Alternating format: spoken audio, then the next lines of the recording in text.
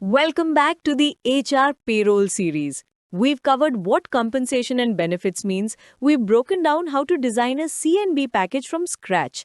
And if you've been following along, you now know that CTC is not your salary. But today, we go deeper. Today, we open up the CTC structure completely. Every component, every tax implication, every rupee that appears in your offer letter, and every rupee that mysteriously disappears before it hits your bank account. By the end of this episode, you'll be able to read any salary slip in India and know exactly what every line means. Let's decode this.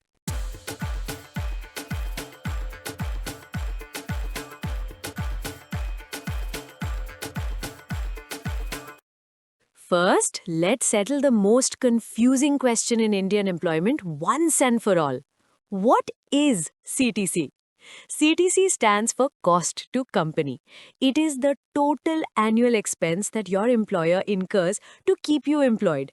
Every single rupee they spend salary, benefits, insurance, PF, gratuity, and yes, sometimes even a portion of the rent on the office space you sit in.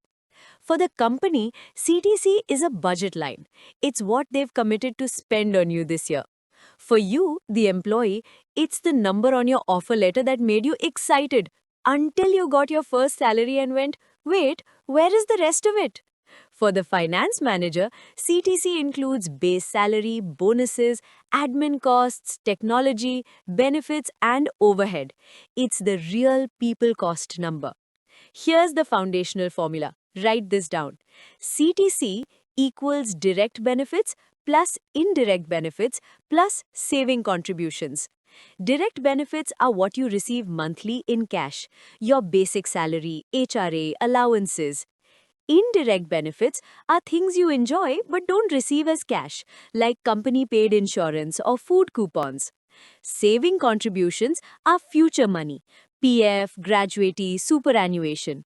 This is why the CTC on your offer letter and the amount in your bank account can differ by 20 to 30%.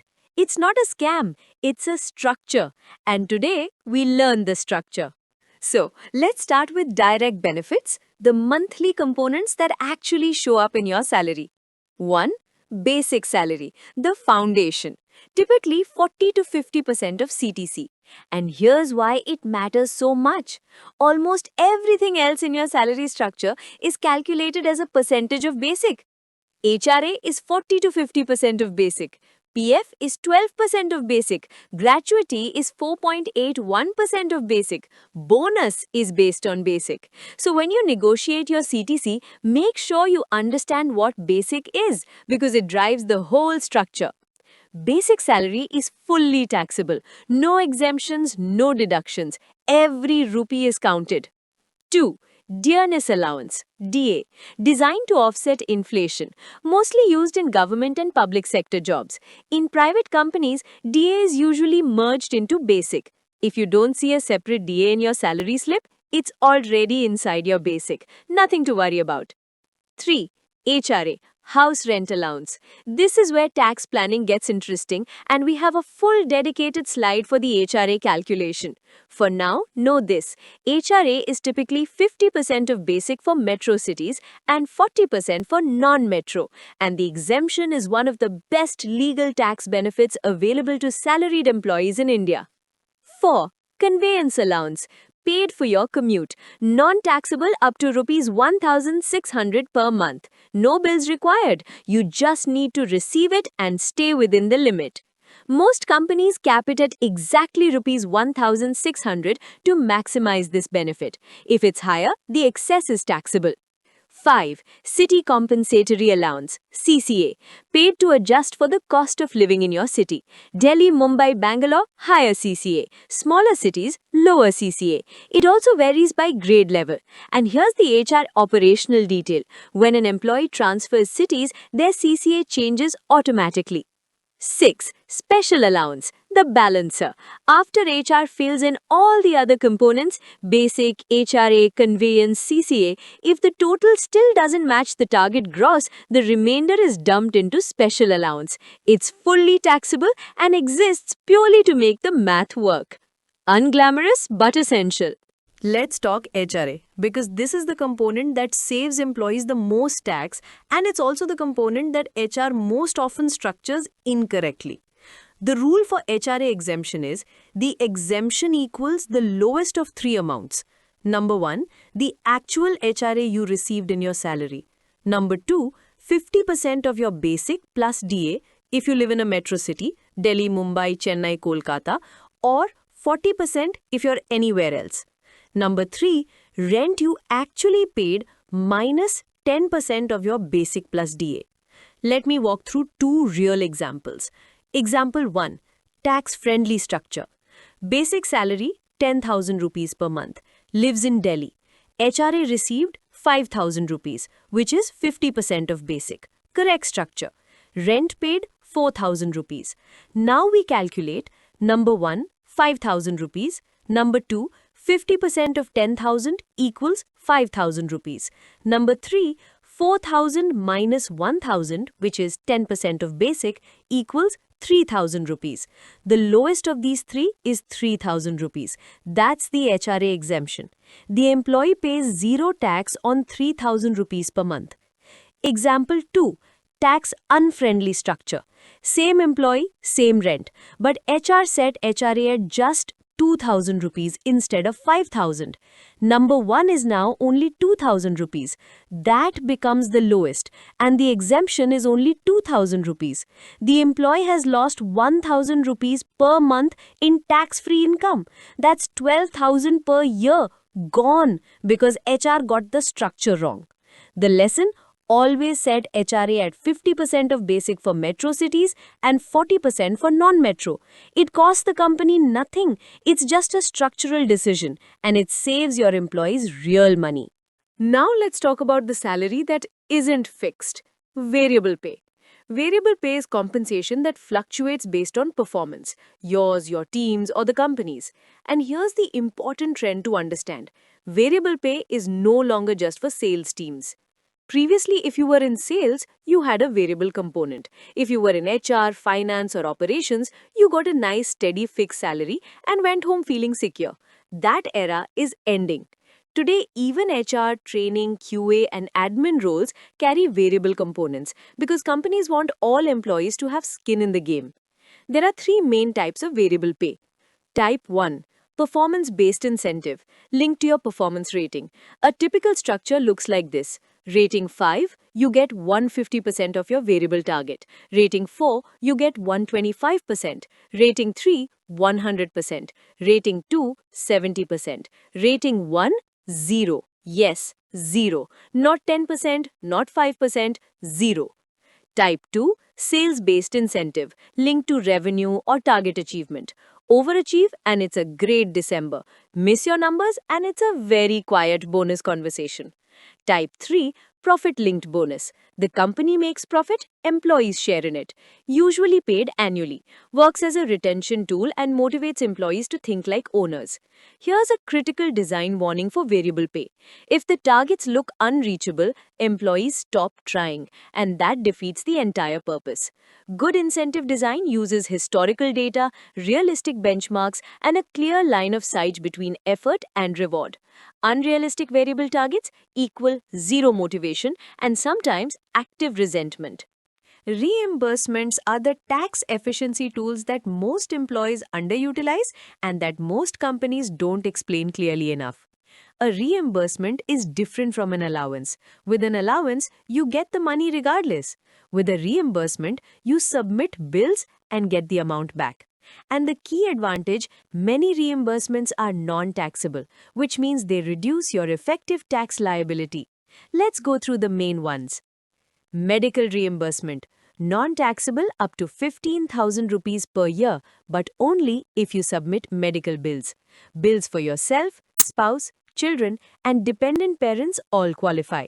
If you don't submit bills by year-end, the entire amount becomes taxable. The rule is simple. Bills equal savings. LTA, Leave Travel Allowance. This one covers your travel costs during leave. It's exempt from tax, but with conditions. You must actually take leave, specifically privilege leave. Only travel costs are covered, not hotels or food. And here's the key rule. LTA exemption is available for only 2 journeys in a block of 4 years. You need to track which block you're in. Telephone and mobile reimbursement. Submit your phone bills. The amount reimbursed for official use is non-taxable. Your employer will set a cap appropriate to your role. Claiming 5,000 rupees per month for a desk job with no client calls is going to raise eyebrows during audit. Books and periodicals. Professional books, industry subscriptions, journals relevant to your work, all non-taxable with bills. This is one of the most ignored tax benefits. Most employees don't even know it exists. Food coupons. The magic number here is 50 rupees per meal. At that amount, food coupons or meal cards are completely tax-free. Above 50 rupees per meal, taxable. Most companies issue meal cards at exactly the 50 rupee limit for 2 meals per working day. Training reimbursement.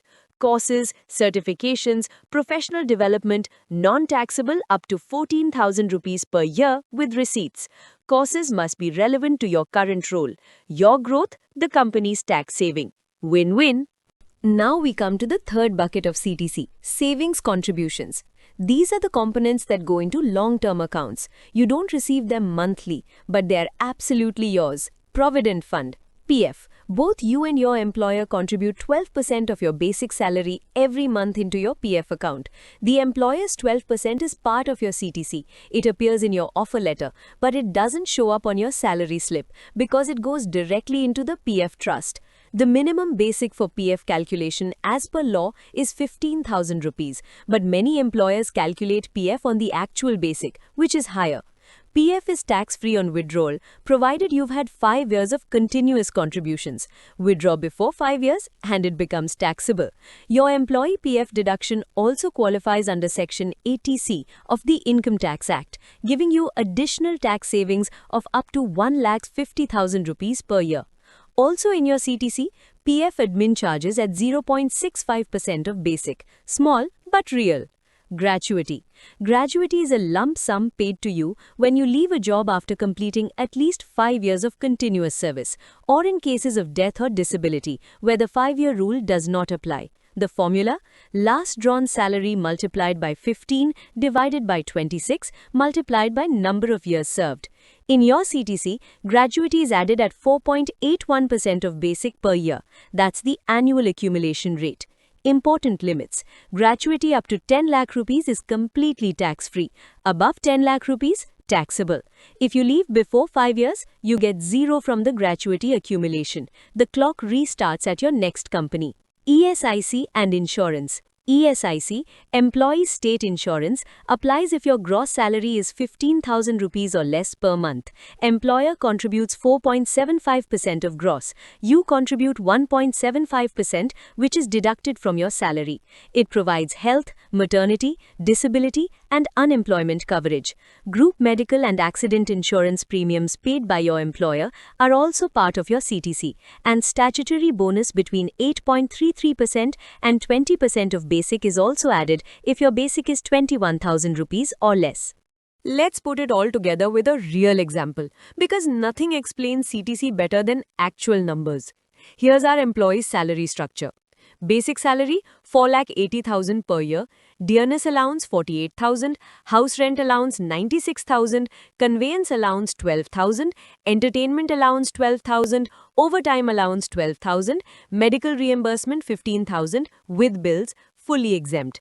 Add all of that up, gross salary equals 6,75,000 per year.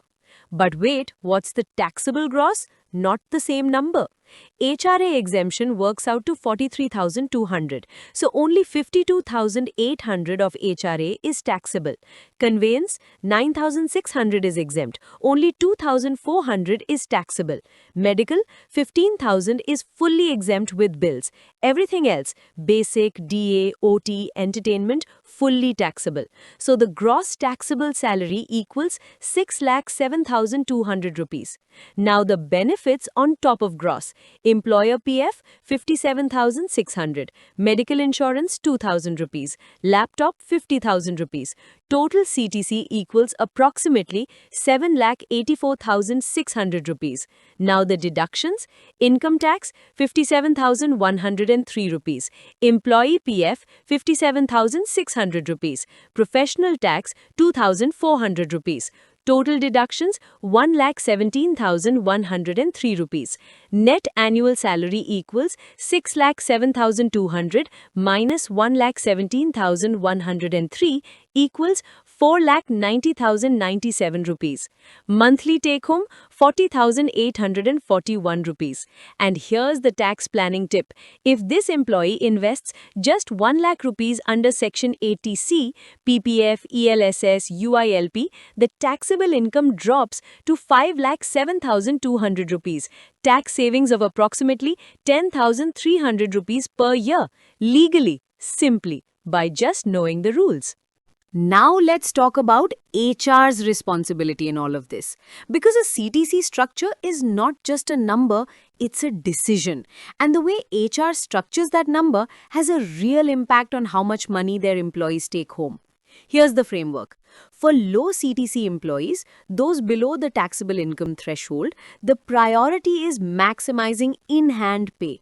Simple structure, high fixed salary, minimal complexity. They need cash now, not tax optimization strategies. For high CTC employees, those above 5 lakh rupees in taxable income, HR must design for tax efficiency. Structure HRA correctly at 50% of basic for metro and 40% for non-metro. Add LTA, medical reimbursement, food coupons, books and periodicals, and training allowance. Each of these reduces the taxable gross legally. The net effect? The employee gets more in hand without any increase in CTC cost to the company. That's the power of knowing the structure. Metro versus non-metro employees. HRA rates differ. CCA differs. When an employee transfers cities, their entire CTC structure changes. This needs to be documented, processed, and communicated, not handled informally. For all employees, understand which components are taxable and which are exempt. Basic, DA and overtime, fully taxable.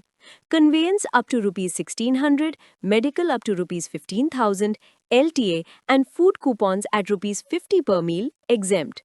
The design of a CTC structure is not an HR admin task, it's an HR value delivery task. When done right, your employees take more home at no extra cost to the company. That's the power of knowing the structure. Let's close with your 6 big takeaways from today's episode. 1. CTC is the total company expense on you. Salary plus PF, gratuity, insurance and benefits. It is not your take home. 2. HRA must be structured at 50% of basic for metro cities and 40% for non-metro, or employees lose tax exemptions they're legally entitled to. 3. Variable pay is expanding across all roles. Design incentive targets realistically or you lose the motivational benefit entirely. 4. Reimbursements are legal tax tools. Medical, LTA, food coupons, books. Use them, but only if you submit the bills. 5. Savings contributions like PF and gratuity are your future money. PF is tax-free after 5 years. Gratuity needs 5 years of service. Know the rules before you jump ship early. 6. Take home equals gross minus tax minus employee PF minus professional tax. Use this formula to sanity check any offer letter before you sign. If you found this useful, please like this video. It takes 2 seconds and genuinely helps the channel grow. Subscribe for the full HR payroll series. We're covering payroll processing, income tax calculation, professional tax, gratuity calculation, and bonus next. Drop a comment with any specific CTC or salary calculation question. I'll answer the best ones in the next episode. See you in episode 4.